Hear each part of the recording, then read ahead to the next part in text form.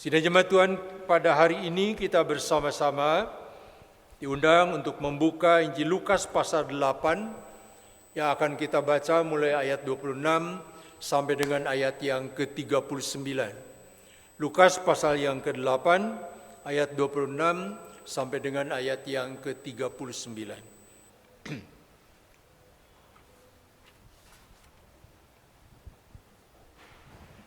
Yang demikian sabdanya saya bacakan dari terjemahan baru versi 2. Lembaga Alkitab Indonesia memberi judul kepada perikop ini, Yesus mengusir roh jahat dari orang Gerasa. Kemudian mendaratlah Yesus dan murid-muridnya di tanah orang Gerasa yang letaknya berseberangan dengan Galilea. Setelah Yesus naik ke darat, datanglah seorang laki-laki dari kota itu menemui dia. Orang itu dirasuki oleh setan-setan, dan sudah lama ia tidak berpakaian. Ia tidak tinggal dalam rumah, tetapi di pekuburan. Ketika melihat Yesus, ia berteriak lalu sujud di hadapannya dan berkata dengan suara keras, "Apa urusanmu dengan aku, hai Yesus anak Allah yang maha tinggi? Aku mohon janganlah menyiksa aku."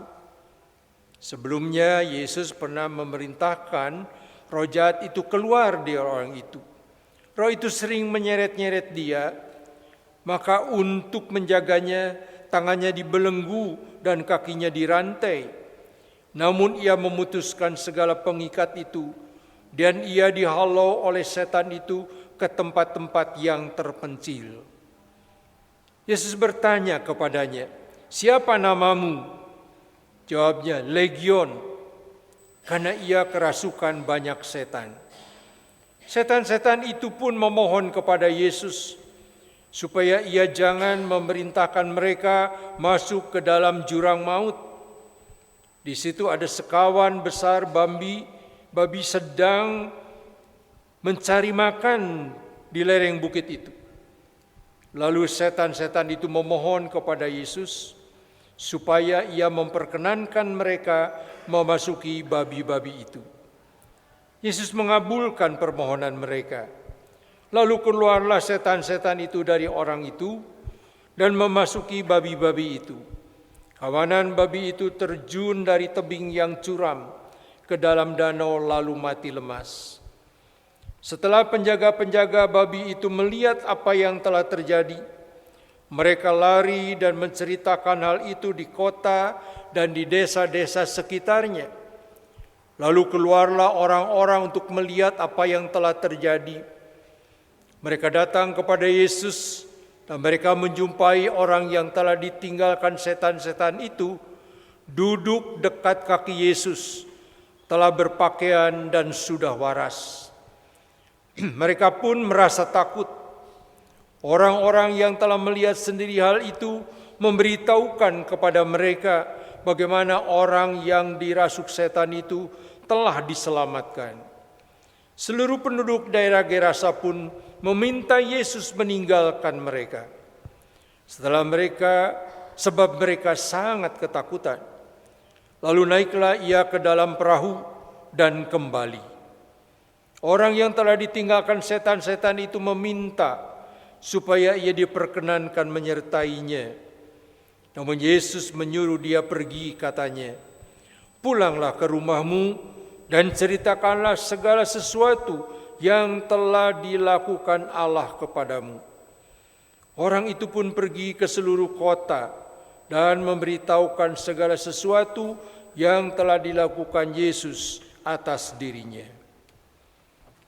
Sampai situ pembacaan kita pada pagi ini. Berbahagialah orang yang mendengar firman Tuhan serta memelihara di dalam hidupnya. Haleluya. Haleluya, haleluya, haleluya.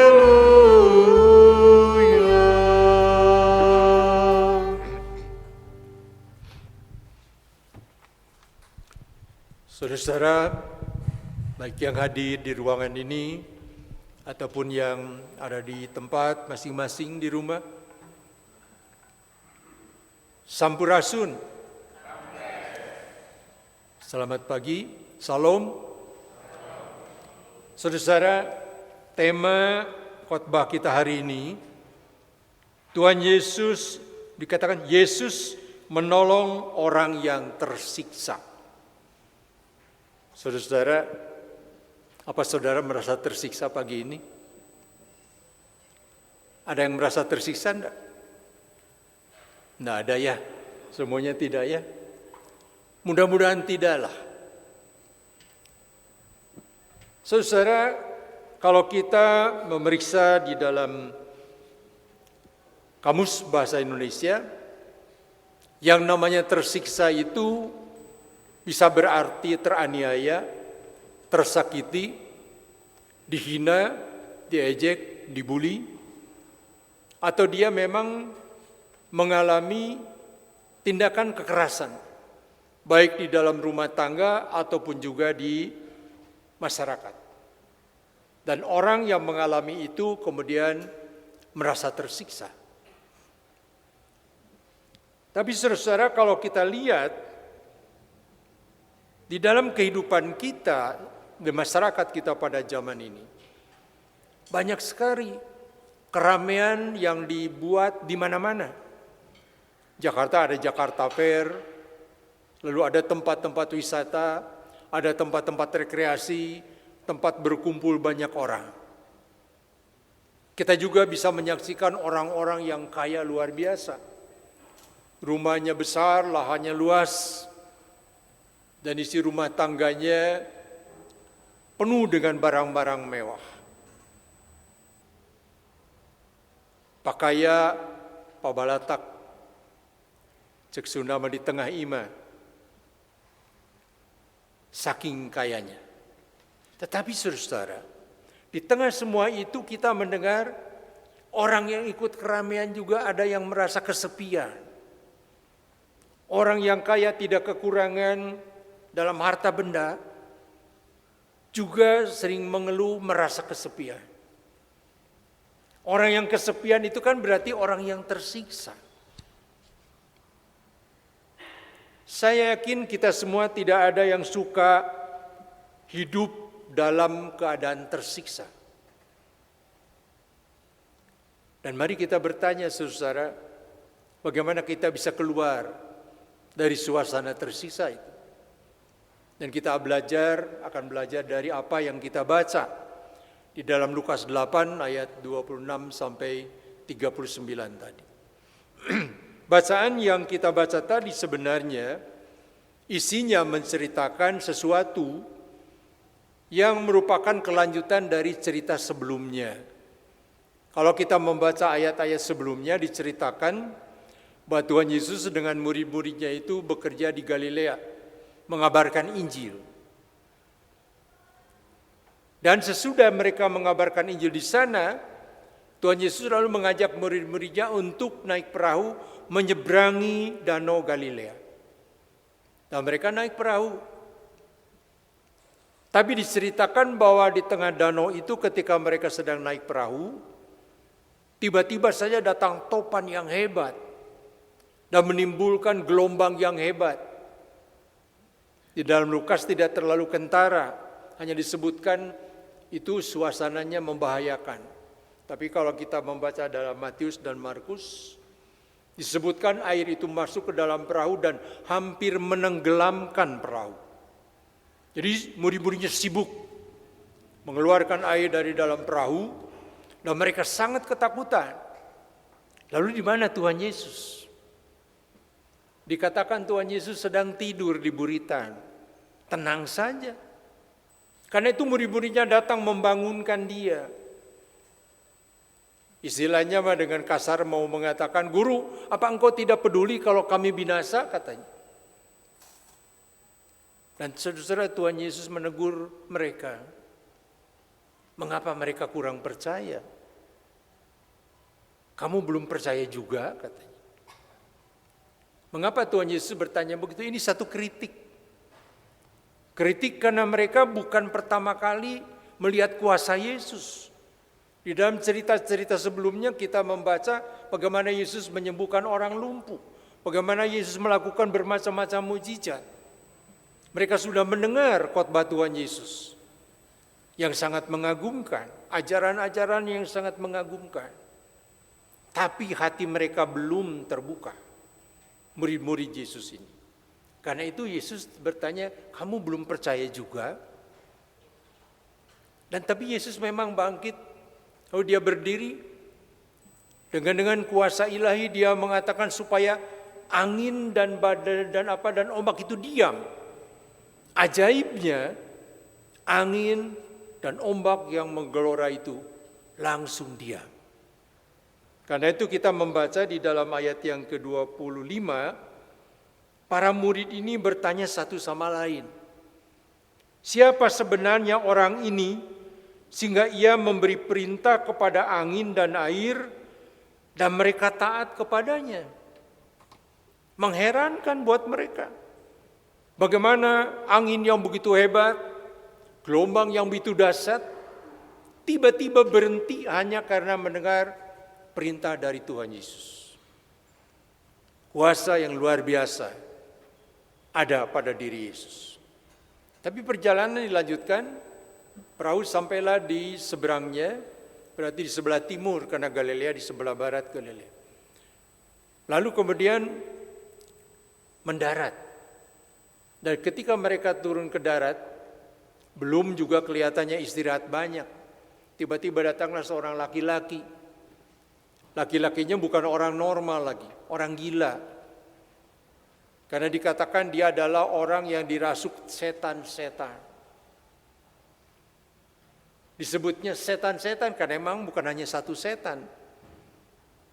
Satu setan saja bisa membuat orang ngaco kan? Kadang-kadang menakutkan, apalagi kalau setan-setan. Dan tidak tanggung-tanggung ketika Yesus bertanya, siapa kamu? Maka setan itu menjawab, kami legion katanya. Legion itu dalam bahasa Latin. Dan ini menggambarkan kesatuan pasukan yang bisa terdiri antara 3.000 sampai 6.000 prajurit. Jadi setan itu sedikitnya 3.000 lah yang ada pada orang itu. Saya ingat guru sekolah minggu dulu pernah mengajarkan dan saya mendengar itu. Anak-anak, berapa banyak setan yang masuk di dalam diri orang itu? Nah, ada yang bisa jawab. Gurunya bilang 3.000 katanya. Dan berapa babi yang terjun ke danau mati? 3.000. Saudara, itu yang kalau ada peternakan babi, punya babi 3.000 mati semua, kira-kira reaksinya apa? Ya pasti marah lah. Tupu-pugu gitu ya, tiba-tiba aja. Kok babi jadi gila terjun ke danau, mati lemas semua. Tapi menggambarkan betapa hebatnya setan yang ada di dalam diri orang itu. Karena itu digambarkan dia tidak pernah tinggal di rumah, tinggalnya di pekuburan dan tidak pernah pakai pakaian. Jadi telanjang terus. Orang-orang pernah mencoba merantai dia, merantai kakinya, membelenggu tangannya. Tapi kita baca tadi bahwa semua itu dengan mudah bisa diputuskan. Betapa kuatnya kekuatan jahat yang ada pada orang itu. Tapi yang istimewa apa, saudara? Ketika orang yang dirasuk setan ini datang, nampak sekali bahwa dia datang dalam ketakutan besar. Orang itu, setan-setan itu datang bersujud di depan kaki Yesus. Dan apa yang mereka keluarkan? Mereka menanyakan apa hubungannya dengan kami, apa kau anak Allah yang Maha Tinggi? Dan mereka minta supaya jangan mereka dimasukkan ke dalam jurang maut. Jurang maut itu satu gambaran yang dalam Alkitab seringkali untuk melukiskan tempat hukuman yang katanya tidak pernah ada ujungnya. jurang maut itu. Dan mereka meminta jangan dimasukkan ke situ. Dan bagaimana tanggapan Tuhan Yesus, saudara-saudara? Ya Tuhan Yesus tidak memasukkan mereka ke dalam jurang maut. Lalu apa yang terjadi, saudara-saudara? Mereka kemudian mengajukan alternatif. Jangan dimasukkan ke dalam jurang maut, tapi kalau diizinkan, biarlah kami masuk ke dalam babi-babi yang ada di situ. Dan mereka masuk ke dalam babi-babi, peternakan babi di sana, dan demikianlah akhirnya babi-babi itu terjun dari jurang yang curam ke dalam danau dan mati semua. Memang ada pertanyaan, saudara. Pertanyaannya paling tidak 3. Yang pertama, mengapa Tuhan Yesus tidak menghukum mereka, memasukkan mereka ke dalam jurang maut saat itu? Kan Yesus bisa. Kuasa jahat itu tahu mereka tidak bisa apa-apa kalau Yesus memerintahkan begitu.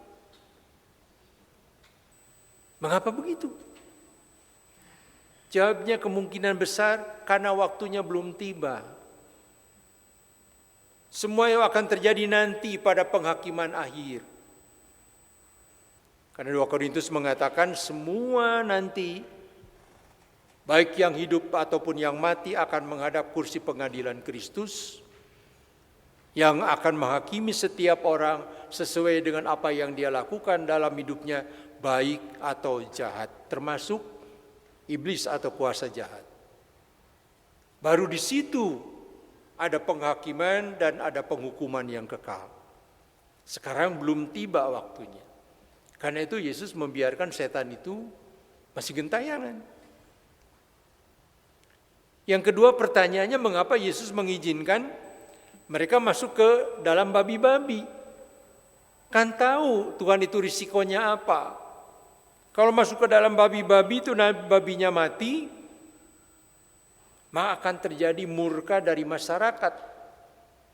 Dan semua akan berbalik kepada Tuhan Yesus. Dan itu yang terjadi. Ketika babi-babi itu mati lemas, itu semua tersebar kemana-mana, orang lari ke kota dan ke desa menceritakan kejadian itu, dan semua orang datang untuk melihat kejadian itu. Dan mereka menyaksikan babi yang mati dan juga orang yang tadinya dirasuk setan sekarang sudah waras, berpakaian.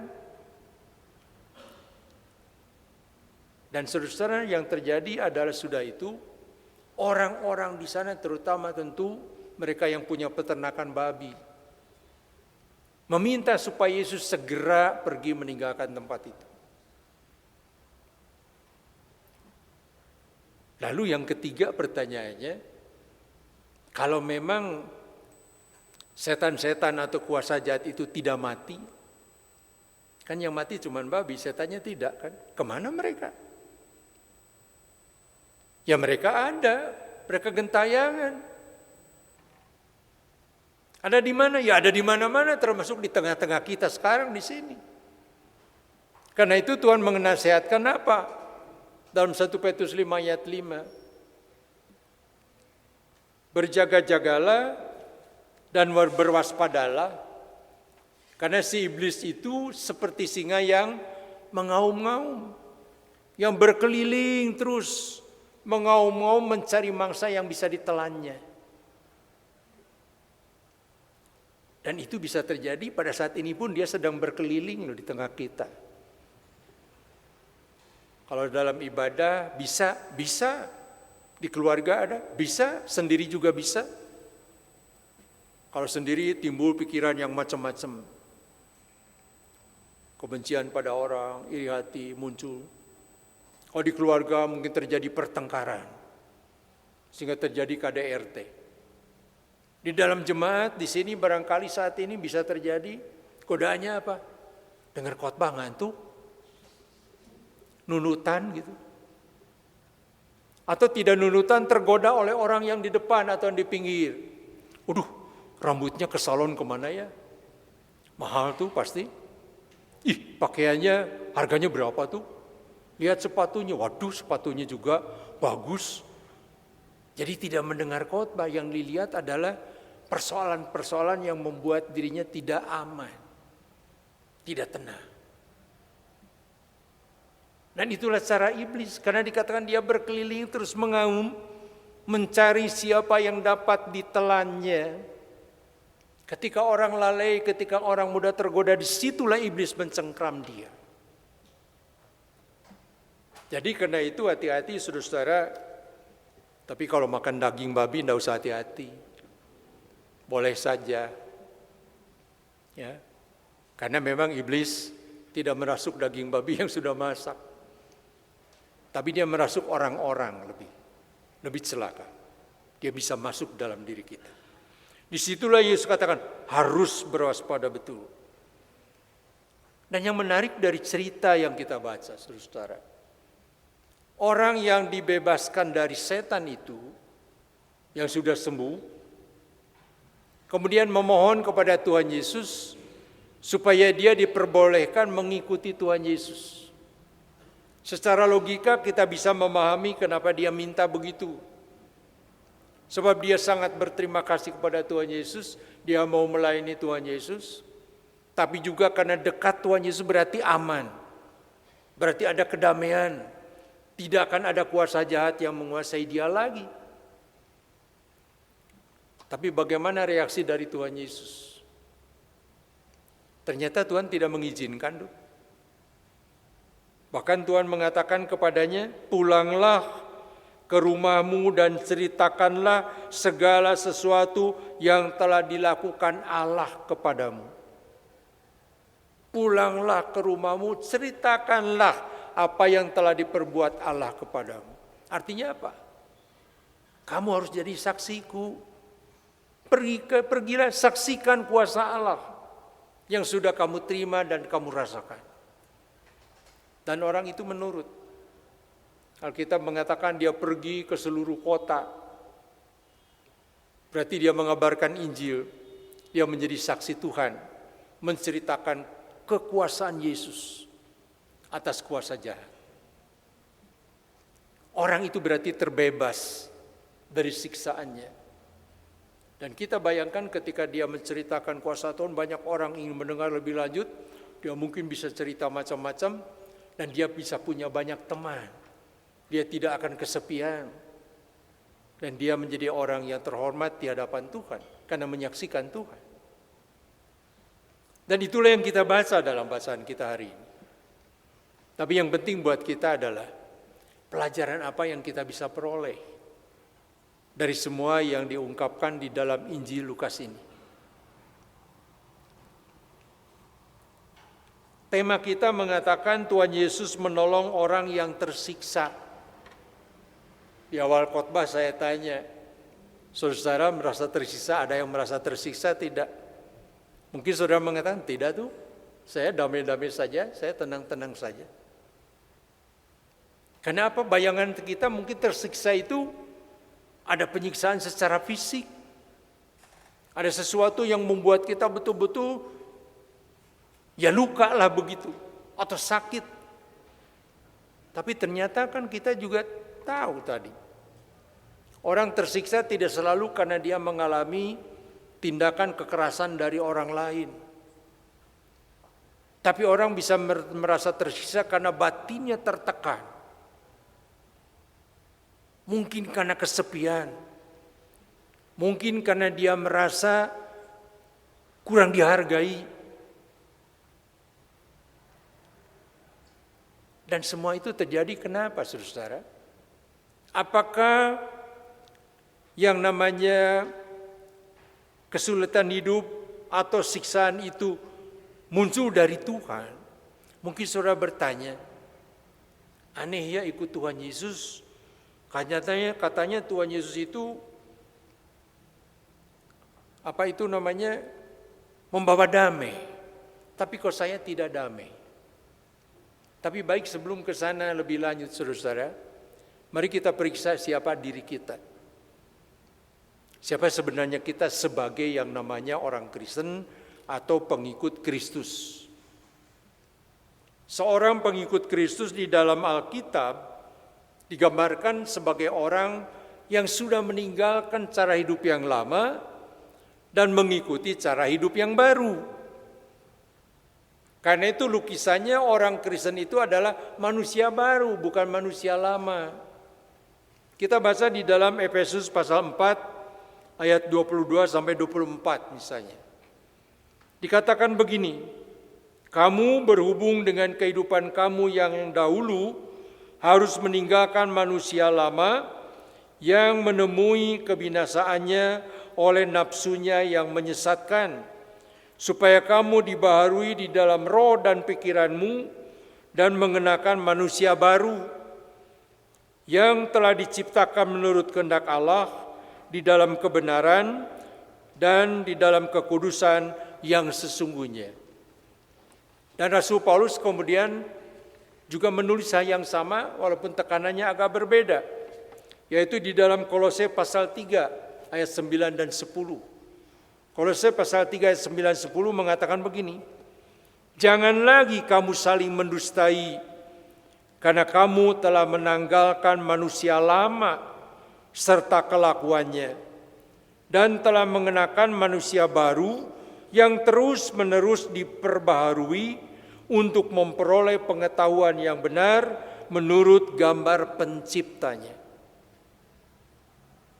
Jelas sekali saudara, dari dua bagian Alkitab ini, orang Kristen itu pengikut Kristus adalah manusia yang sudah menanggalkan manusia lamanya, dan dia sekarang hidup sebagai manusia baru yang hidup di dalam arahan dari pencipta yang membaharui dia, artinya dari Tuhan Yesus.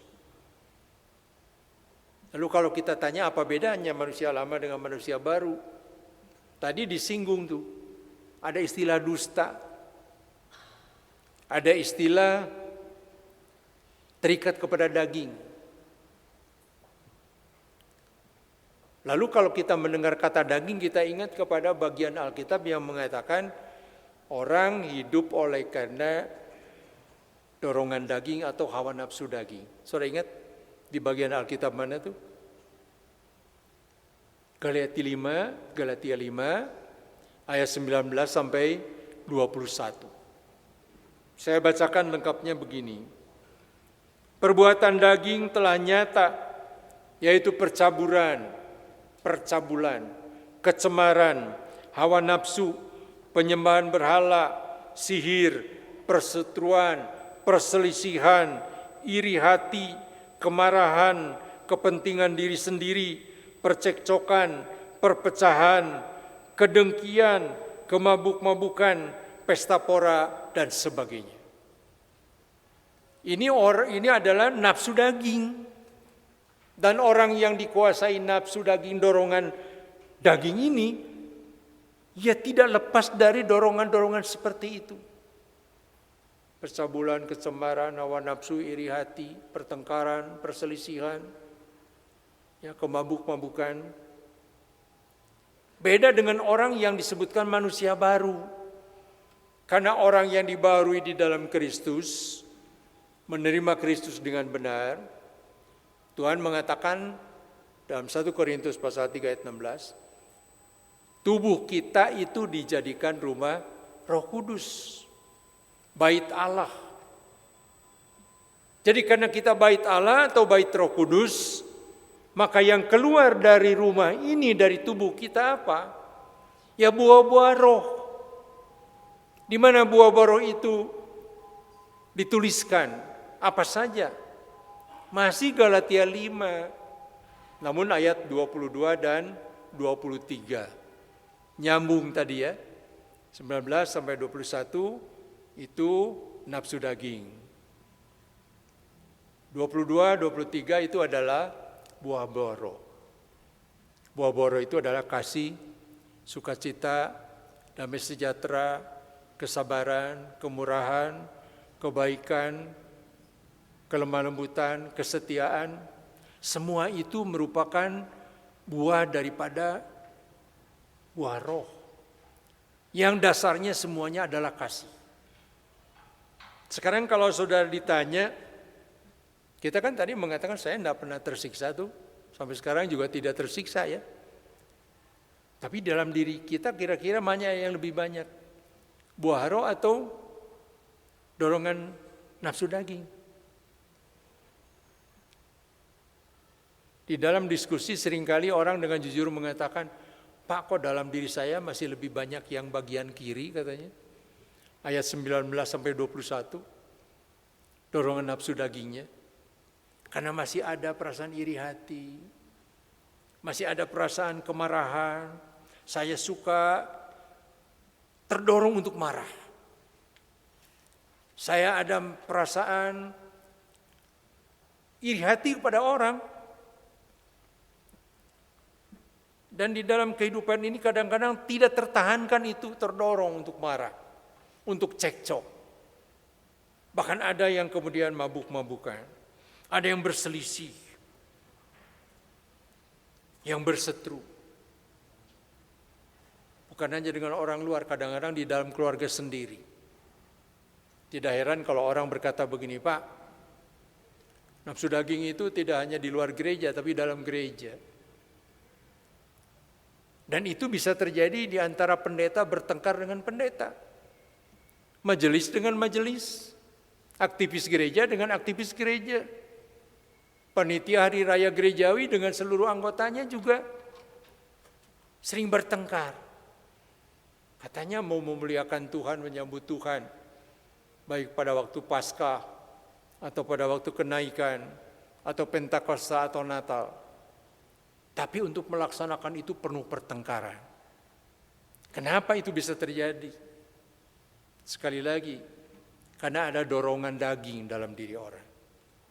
Dan inilah yang Tuhan katakan, kita masih diikat oleh manusia lama.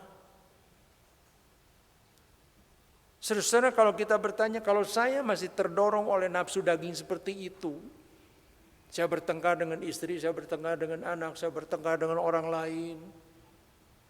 Tidak bisa berdamai. Hati ini selalu kalau ke gereja, penuh dengan pergumulan. Takut ketemu orang itu. Itu kan tersiksa namanya. Kita tanya siapa yang salah? Tuhan atau diri kita sendiri? Yang jelas bukan Tuhan, bukan orang lain, tapi itu diri kita sendiri. Ada contoh, saudara, seorang Kristen mengaku dirinya adalah pengikut Kristus sejati. Tapi dia di dalam gereja itu tidak merasa aman. Karena dia merasa ada orang yang menjadi saingan dia. Dia orang itu dipuji orang itu kok makin banyak temannya, makin dihargai. Kalau dia kok rasanya makin disisihkan. Lalu perasaan iri hati dibiarkan terus berkembang, lama-lama apa? Orang itu jadi dengki kepada kawannya sendiri. Siapa yang membuat itu? Orang itu sendiri. Siapa yang menggali lubang, dia yang terperosok ke dalamnya. Bukan Tuhan. Tuhan sudah memperingatkan, hati-hati loh. Hati-hati itu iblis menggoda kamu. Tapi aku selalu berdiri di muka pintu mengetuk hatimu supaya membukakan terhadap firman-Nya, terhadap anjurannya, terhadap pengorbanannya, terhadap kasih-Nya. Jadi ketika kita dalam kehidupan ini merasakan ada siksaan yang menyerang kita, tindakan yang pertama yang harus kita lakukan, periksa diri. Makanya Tuhan mengatakan jangan membalas kejahatan dengan kejahatan. Sebab ketika orang berbuat jahat kepada kita, kita balas. Apa hasilnya? Kita jadi tersiksa sendiri. Dengan orang itu kita jadi bermusuhan. Kita tidak tenang, takut ketemu dia. Dan kalau ketemu, kembali lagi nafsu itu muncul. Tapi balaslah kejahatan itu dengan kasih. Orang yang selalu membalas tindakan tidak baik dengan kasih. Ketika dia ketemu orang, dia merasa damai saja, tidak apa-apa. Tapi orang yang tidak menyambut dia, itu yang kemudian tersiksa. Dan Tuhan menginginkan kita jangan sampai mengalami itu. Karena Tuhan sudah memberikan jalan yang begitu indah pada kita. Di dalam doa Bapa kami, ampunilah kami, seperti kami juga sudah mengampuni orang yang bersalah kepada kami. Kalau kita berdoa Bapa kami tapi kelakuan kita belum bisa memaafkan sesama kita, itu kan doa kita bohong. Doa kita tidak benar di hadapan Tuhan. Dan Tuhan mengajarkan doa Bapa kami berarti dialah yang jadi sumber yang mau memberikan damai, memberikan supaya kita tidak tersiksa. Lihatlah orang yang dirasuk setan yang disembuhkan oleh Tuhan. Karena dia mengenakan firman Tuhan di dalam dirinya. Artinya dia menurut kepada firman Tuhan, melakukannya. Pasti dia sukacita tuh. Penuh dengan damai karena dihargai orang, dihormati orang. Daripada ikut Yesus melayani, dia mungkin egois. Merasa terus dekat dengan Tuhan, tapi dengan membagi kasih Tuhan itu kepada orang lain pun mendapatkan kasih Tuhan melalui dia. Karena itu saudara-saudara, panggilan buat kita semua. Apa yang dapat kita lakukan supaya kita bisa keluar dari siksaan batin kita. Karena Yesus menolong orang untuk keluar dari rasa tersiksa. Jalannya cuma satu, terbukalah terhadap firman Tuhan. Dan bagaimana supaya kita tidak merasa tersiksa karena kesepian. Tuhan kan mengatakan jemaat itu artinya persekutuan orang beriman. Di dalam persekutuan jemaat itu harus dibangun. Dibangun tidak bisa oleh sendiri, tapi oleh bersama-sama. Karena itu gereja selalu terbuka untuk pelayanan semua orang. Masuklah di situ, belajarlah melayani bersama-sama. Maka kita akan merasakan berkatnya yang kembali kepada kita. Damai sukacita juga akan diperoleh.